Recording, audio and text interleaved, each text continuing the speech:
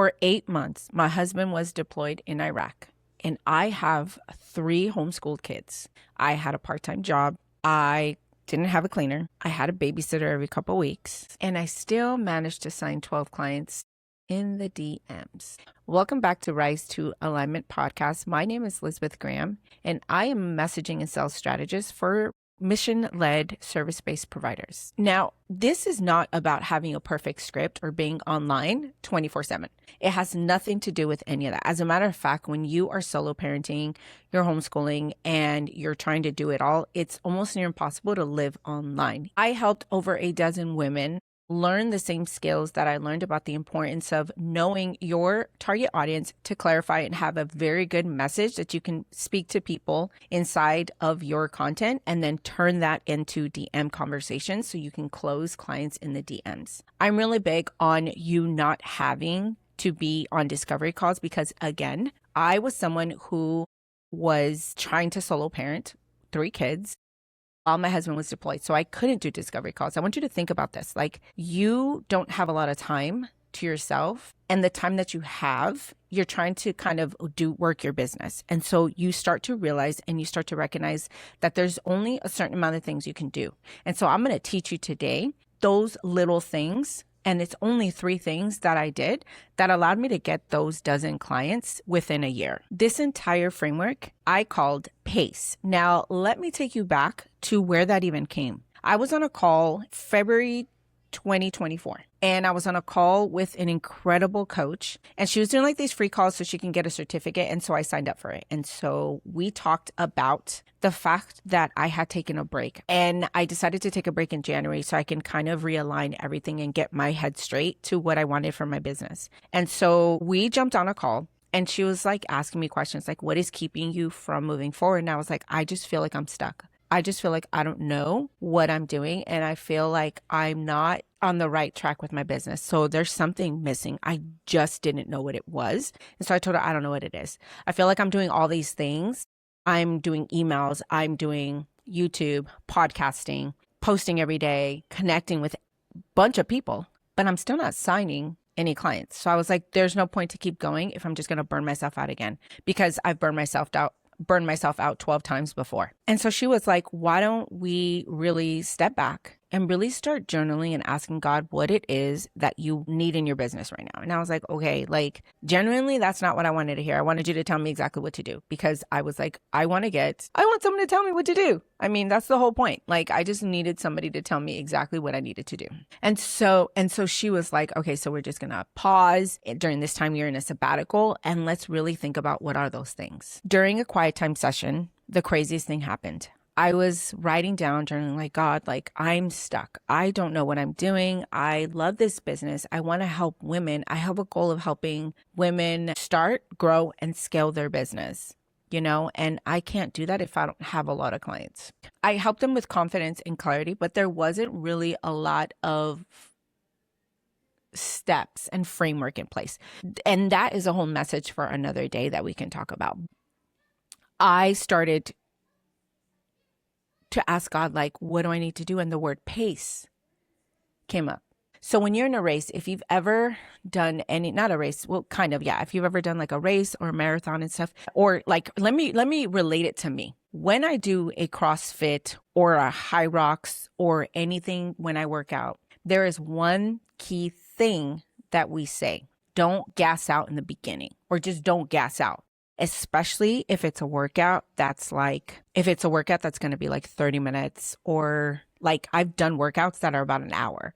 And so one of the key things that I focus on is I tell myself in the beginning, find a consistent pace that you can maintain for 30 minutes, 45 minutes, an hour, whatever long it is. If it's a 15-minute workout, it's fine. I'll do okay.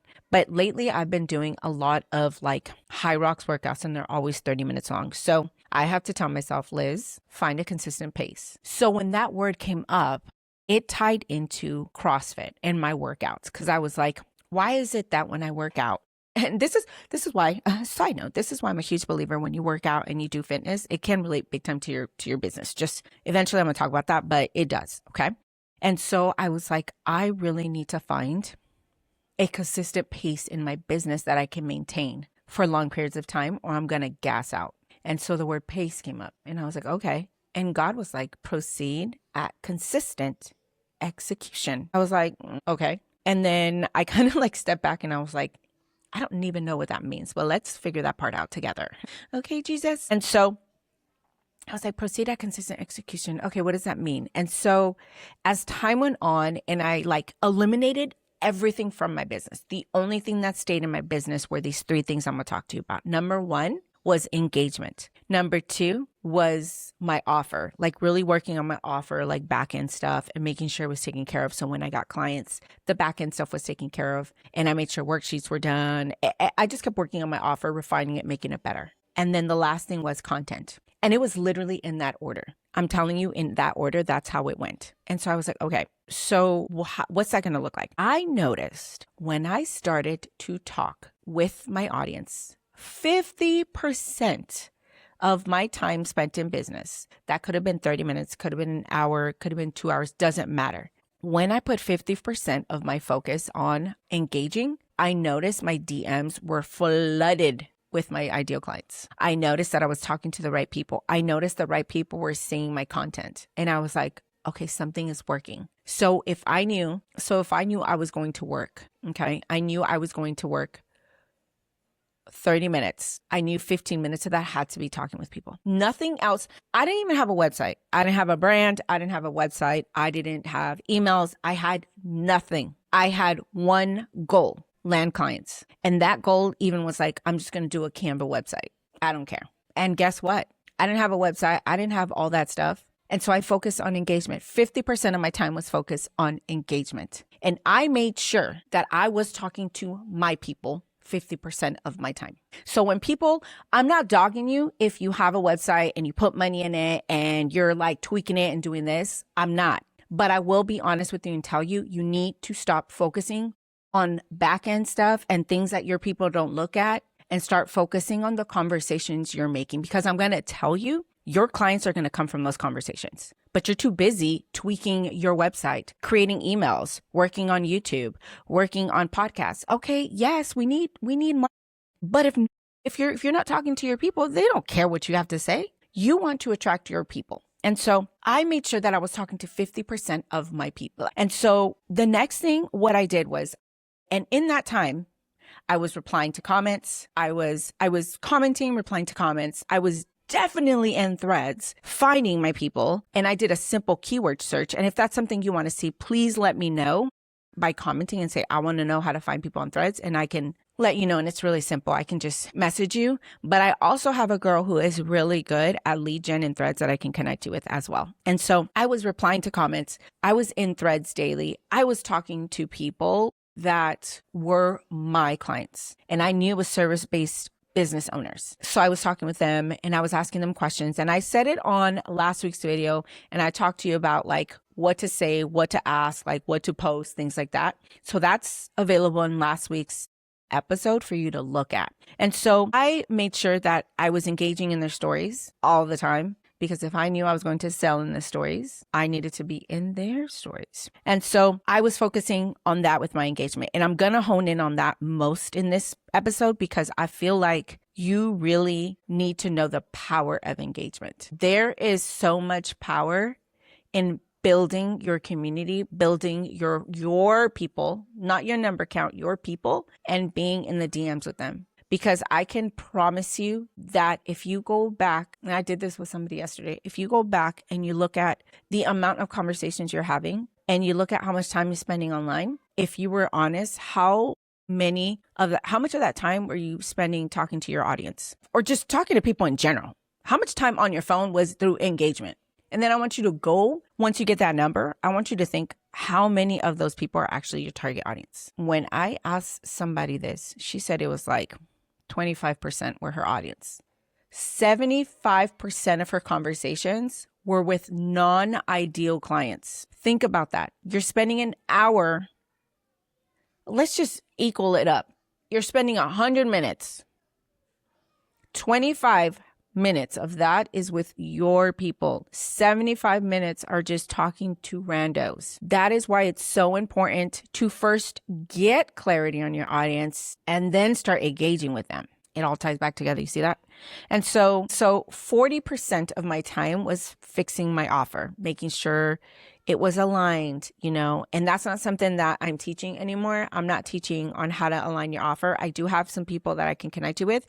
If you're like, I really need to fix my offer, I got great connections for you that I can send you to. But one thing I noticed is when my message and my target audience was in place, the offer just created itself. And so I was working on the back end, working on conversations, modules, anything that I knew they needed. I was doing worksheets, client portals. I finally learned Honeybook, which took me 5 years to learn, just being honest. I never could get the hang of it. And so I had a client screen record to me how to do it. And it was a lot simpler than I thought. And so she showed me how to do it, gave me screenshots and all that.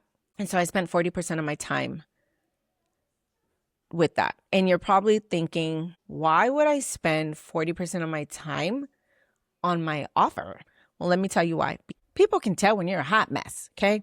And when nothing's in order. And if you don't have your offer and stuff in order, people are going to be like, why would I sign up with you? You have nothing in place. And so I'm going to tell you right now that if you want things, you want clients, better get your back end ready. Because you can't, we say this to the kids all the time because the kids, like my kids, they have friends that come and knock, and the kids are still in pajamas and stuff. And they're like, can we play outside? And I'm like, are you ready? And they're like, no. I'm like, if you stay ready, you ain't got to get ready. Mic drop. I'm not going to drop it because, then I got to set it up and all that stuff. But if you're listening to the podcast, I basically just threw my hands in the air and pretended I had a mic and just mic dropped it, okay? Because it's the truth. If you stay ready, you ain't got to get ready. Let's say get your message clarified because you hired me and I'm amazing and I helped you and we got your clarity, we got your message, we got your audience and we're winning. But you're spending no time in your offer and you got people coming in your DMs asking to work with you and you're just like sucking your thumb because you're not ready. If you stay ready, you ain't got to get ready, son. What did I do during that 40%? I'm going to wrap this up real quick in a bow because I'm going on a tangent here and hopefully I can edit all this out. That's a hot mess express. So during that 40%, I did market research. I did market research on my offer. And again, I don't teach this anymore. This is something I'm just sharing with you what I did with my time. So I did market research. I made sure that my offer was going to sell to my clients. And so I would ask them if this is what they were interested in. I made sure that my offer pages and everything was good, checkouts, money situations, all that stuff. I didn't even have a freebie, not yet. So that's what I'm saying. Like, there are things that you have to work on to get clients, and there are things you're just working to stay busy. Okay. I don't want to totally yell at you, but ask yourself, am I not getting clients because I'm busy doing other tasks that don't bring me clients? And if you say yes, girl. So now let's talk about, and so when you have that market research, you know your audience. And if you don't know your audience yet, I'm going to pitch myself here and tell you about Spark the Conversation Challenge. Spark the Conversation Challenge is a 5-day challenge that is dripped every day for you for 5 days. It takes no more than 20 minutes a day. And by the end of it, you will have a copy mining blueprint of the verbiage, pain points, joys, things your audience wants. You'll have all of that in order to turn that into a phenomenal message that calls in your dream clients with your content. And that's when we start to this is where we start to implement that copy mining blueprint into the next part, which is the 10% simple content.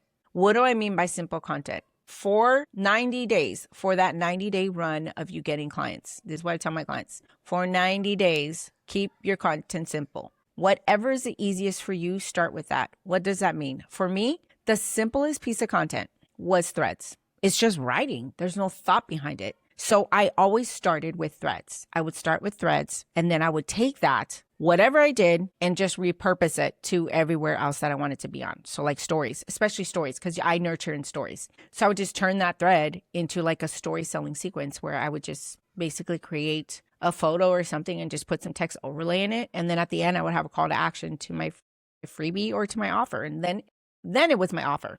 So I would just draw them in and I got clients that way because I worked on my target audience first and I got the message down with their words and I got to learn them and I was in the DMs talking to them and I was understanding their pain points. And so 10% of your time should be in content. So if you're working 100 minutes, we're just going to keep it to 100 minutes, which is almost 2 hours. Let's say you work 100 minutes.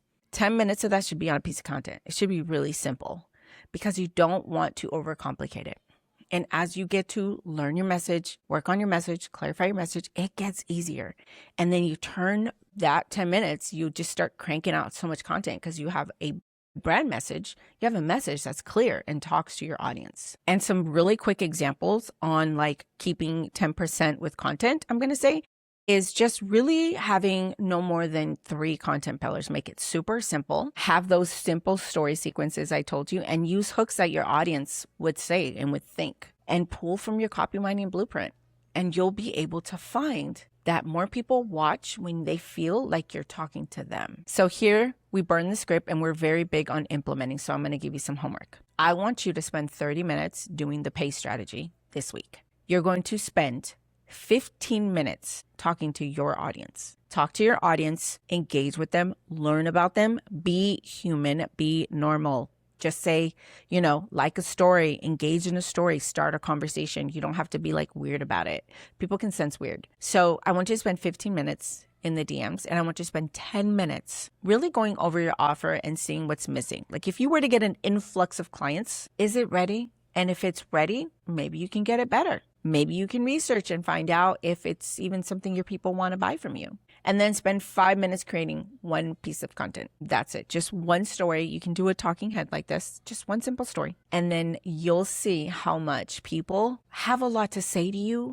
And you'll know if your offer's for them when you start to listen. If you're looking for a membership that's specifically for mission-led service providers that need that clear message and clear audience and want to target their audience through stories and bring them into the DMs, nurture them, and then turn them into clients without having to be on discovery calls, then the Phoenix experience is perfect for you. Inside of that membership, we will be doing weekly workshops. We will be having monthly experts, and we will be doing a monthly sales arena. And every month, if you choose, we put you in a hot seat where you sell to me and I throw objections at you. What this does is this really helps you get confident in selling. Selling is a muscle, and it is something that you must work on every single day to get strong. If you want to learn about DMs and how I take people into the DMs, then you have to watch this video on screen. I'm telling you, it's going to change how you connect with your audience inside of the DMs. So I'll see you next week.